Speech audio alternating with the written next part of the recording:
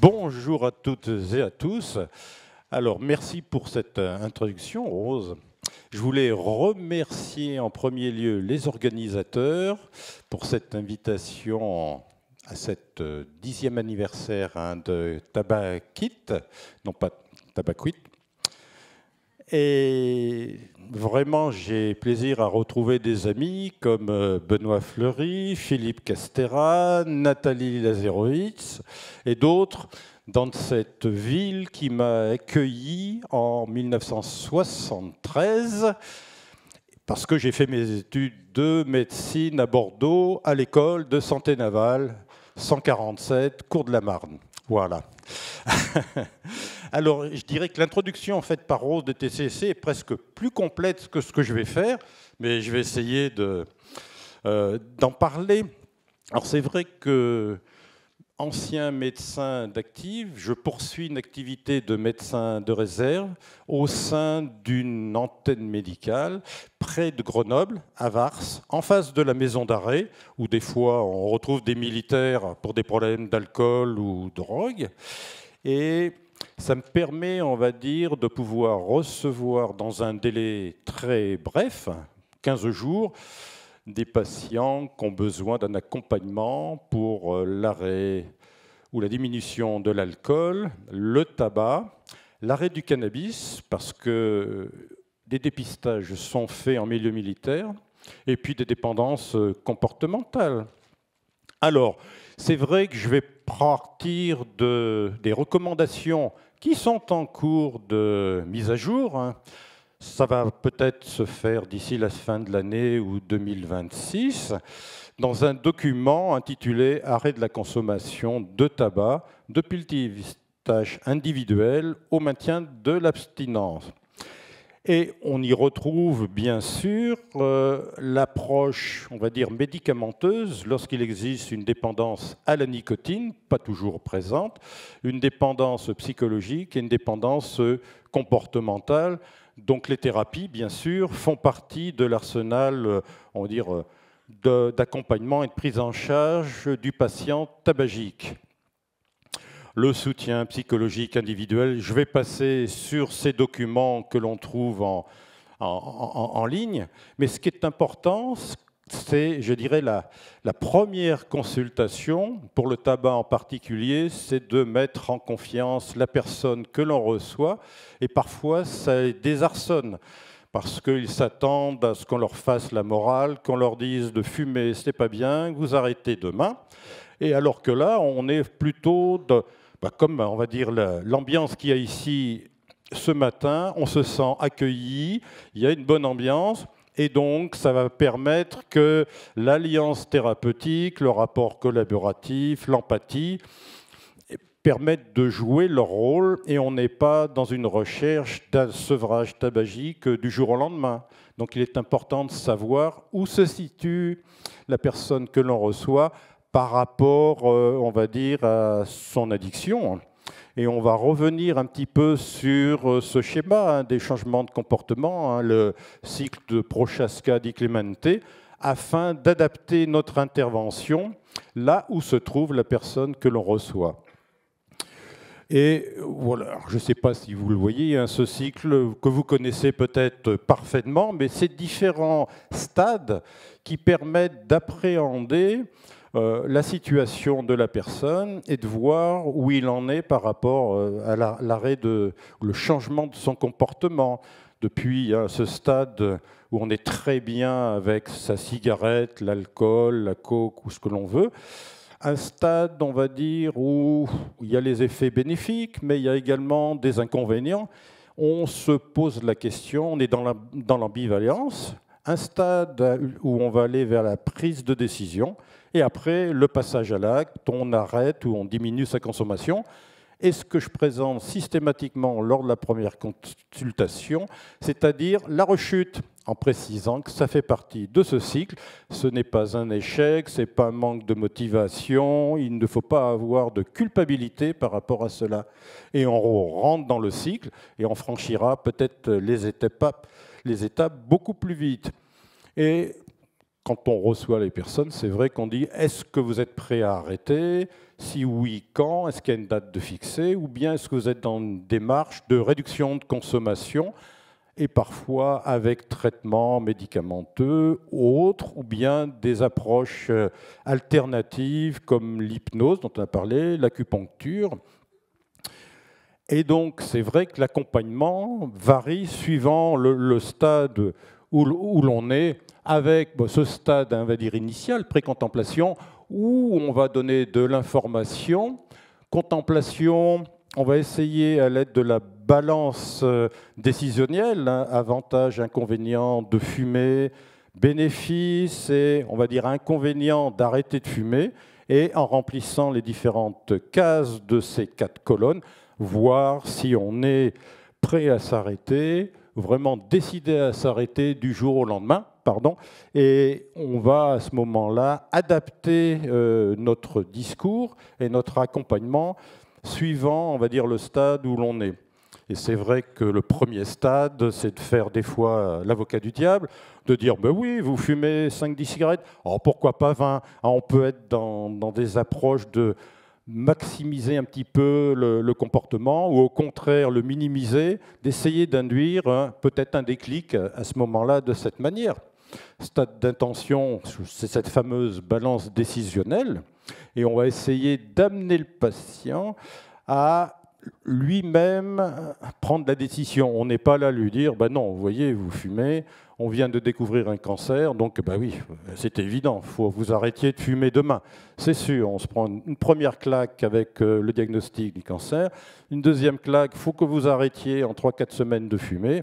Non, si on est comme ceci, on va induire de la résistance et c'est vraiment, le résultat sera à l'opposé de ce qu'on attendrait.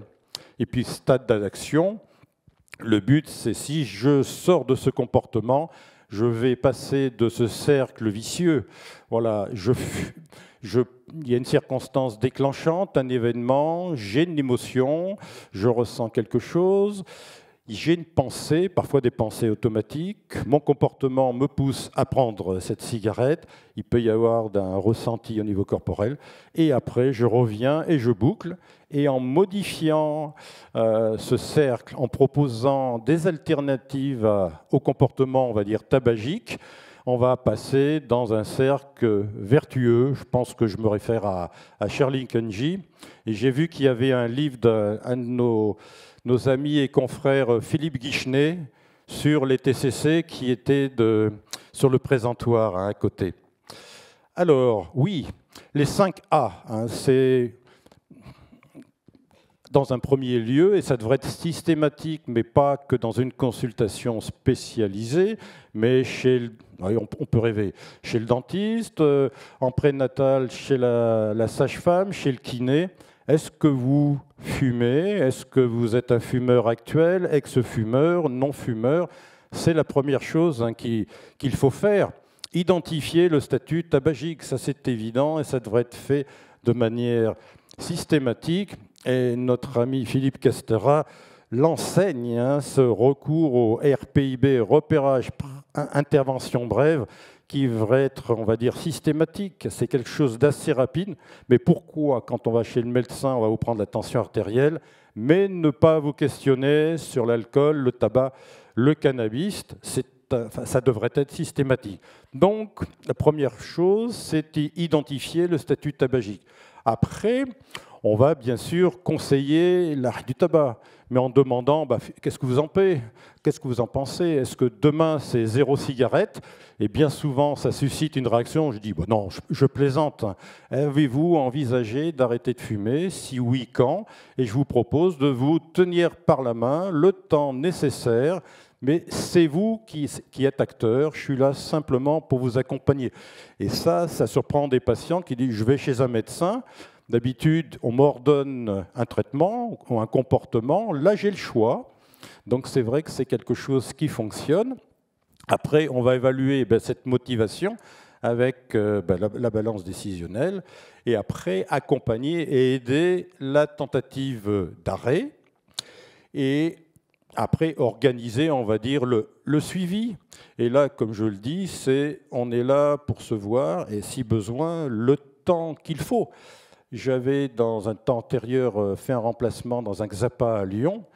Et j'avais des personnes que j'accompagnais sur 6 mois à 1 an qui venaient des fois en disant « Je m'excuse d'être venu, je n'ai pas changé mon comportement depuis la dernière fois, je vous fais perdre votre temps, vous perdez votre temps. » Et je disais « Non, non, non, on a tout le temps. » C'est vrai que je me disais, si on allait plus vite, on irait plus vite, mais il faut avancer, on va dire, avec son patient. Et c'est lui qui a, on va dire, qui est moteur. Et ça, c'est vrai que c'est des fois compliqué à faire expliquer à certains professionnels de santé. Voilà. Donc là, ça revient un petit peu sur ces différents éléments, avec le conseil d'arrêt. Pendant un temps, pour le tabac, c'était le conseil minimal. Fumez-vous? Non, bien. Fumez-vous? Je vous propose une petite brochure d'information. C'était pas Santé publique France, c'était l'INPES.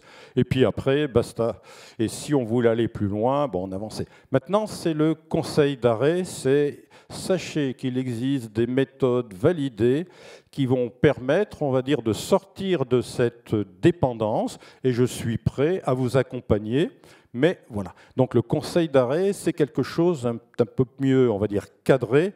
On n'est pas juste donné une information. Et après, bien sûr, évaluer la motivation, c'est important, de manière à pouvoir positionner notre patient par rapport à ce fameux changement de comportement. Et après, on va l'accompagner. Je passe sur ces diapos, d'autant que là, même si vous vouliez faire un contrôle d'acuité visuelle, je pense que vous ne devez rien lire, vous pourrez le retrouver. Et quand une personne, finalement, n'est pas prête à s'arrêter de fumer, on peut, à travers des interventions brèves, des entretiens motivationnels, l'amener, on va dire, à une époque, on disait, à faire émerger le discours changement. Là, on était dans les TCC deuxième, troisième vague. Depuis, il y a la mindfulness, il y a d'autres approches thérapeutiques dérivées des TCC. Il y a la capacité, n'est-ce pas Nathalie, dont tu as peut-être déjà parlé à la Coréade. Donc on est dans une approche où il faut permettre à son patient, sa patiente, de changer de comportement, des fois d'induire de la dissonance cognitive. Donc il faut y aller doucement, à son rythme, en lui précisant qu'on est là pour pouvoir, bien sûr, l'aider. Donc, comme je vous le disais, définir le stade, et en fonction du stade, soit on redonne de l'information, soit la balance décisionnelle, soit des stratégies de passage à l'action. Et quand on est dans le sevrage, d'éviter, donc c'est la gestion de la rechute, et de pouvoir mettre en place, on va dire, des activités qui vont être là pour remplacer. Et j'entendais parler tout à l'heure de ce qu'avait proposé Katie Rose, ces exercices respiratoires, la cohérence cardiaque, une petite application qui s'appelle Respirelax Plus. On a un mode de 6 inspirations, expirations minutes pendant 5 minutes, 3 fois par jour. C'est très bien. Il y a quelques années, j'allais à Barcelone parler d'une publication qu'on avait faite sur l'intérêt des oméga-3 sur la régulation émotionnelle, devant un parterre nord-américain, et avec my bon English, j'ai fait cet exercice juste avant. On se lance, et c'est vrai que la mise, on va dire, en jeu du système ortho et parasympathique fait qu'on va beaucoup mieux.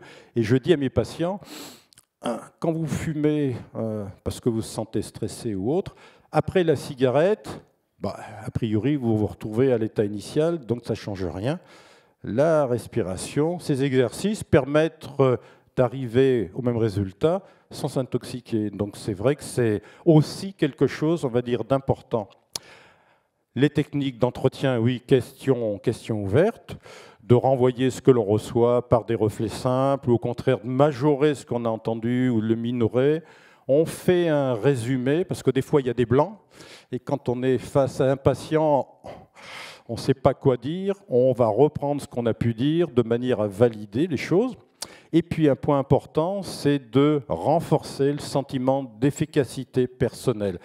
Comme je dis à mes patients, vous êtes venus, vous avez réduit vos consommations, vous avez arrêté, eh bien demain, vous vous regardez dans votre glace et vous vous dites, si j'en suis arrivé là, je le dois à moi. Bon, le médecin, les médicaments, des besoins, c'est un plus. Donc, ce n'est pas de l'autocongratulation, c'est simplement, soyez fiers de ce comportement.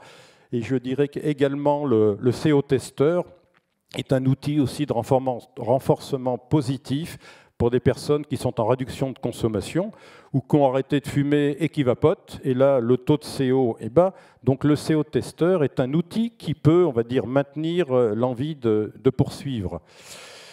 Alors, oui, ça, on en a parlé. L'induire la dissonance cognitive.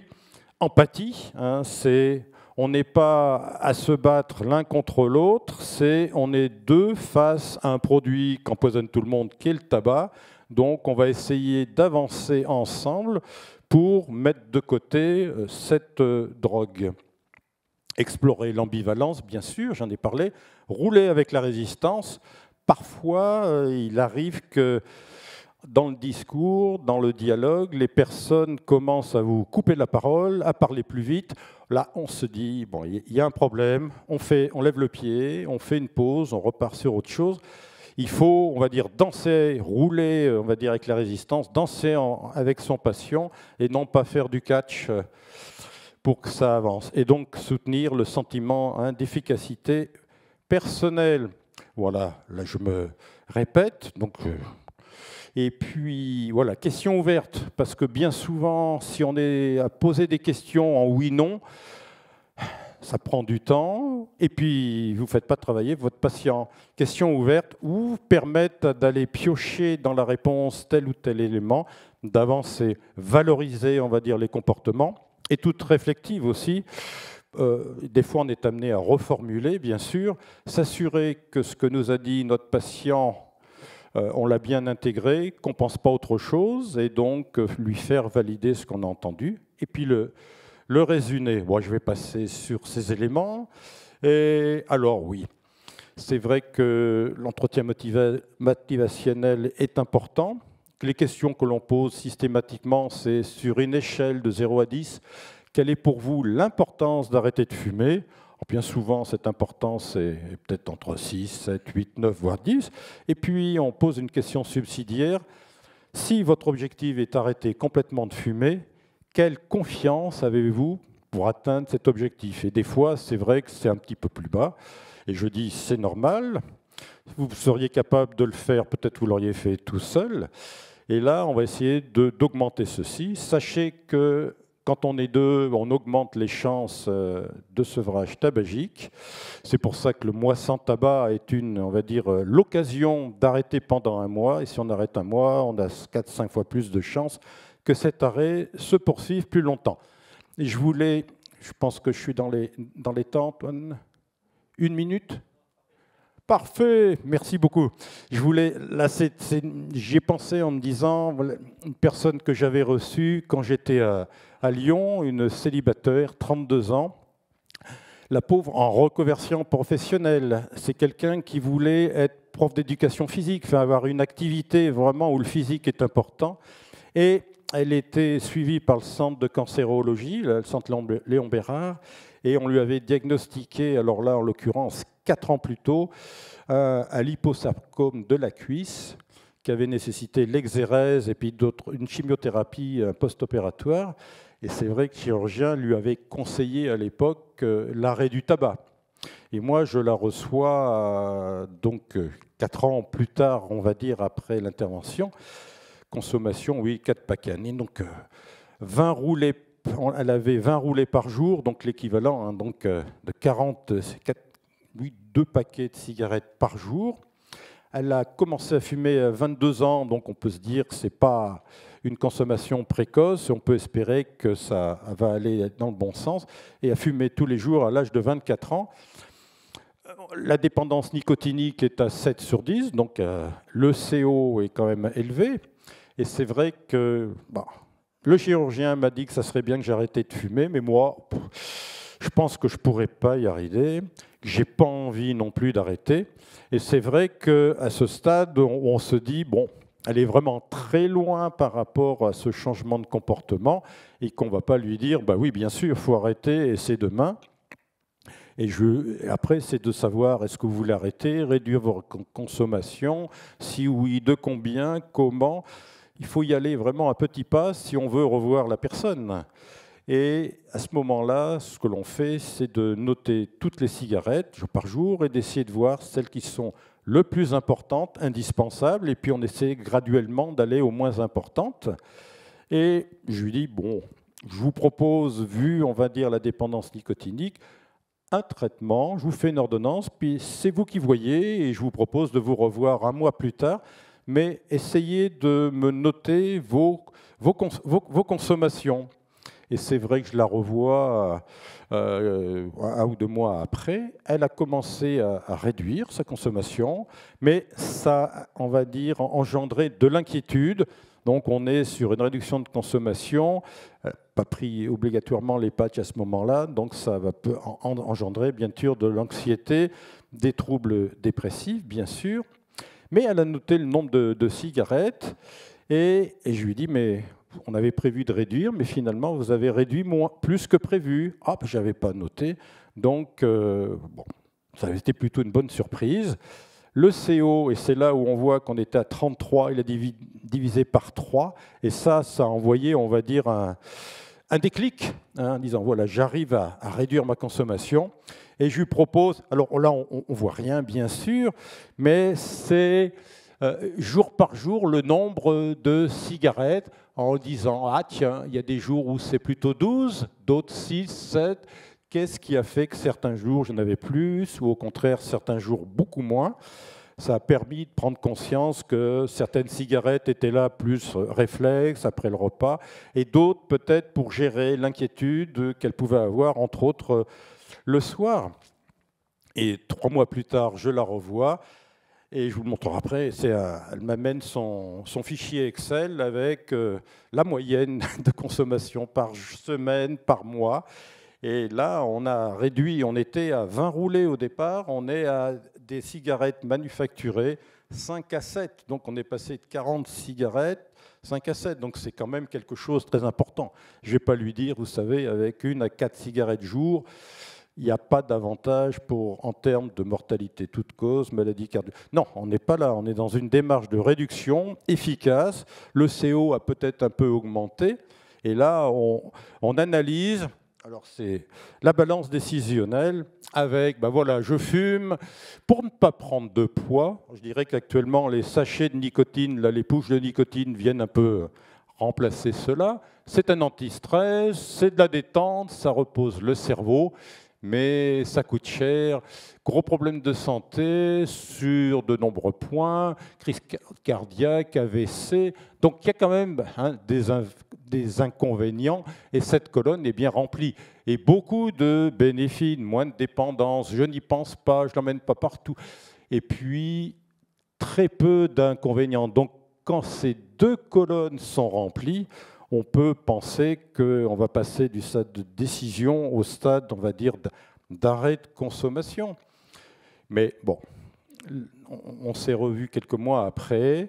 Ça lui a permis de mettre à distance sa consommation, la manière dont elle gérait son temps le soir, et de dire finalement, on peut se relaxer le soir autrement qu'en prenant une cigarette. Et elle s'est remise à dessiner, à écrire.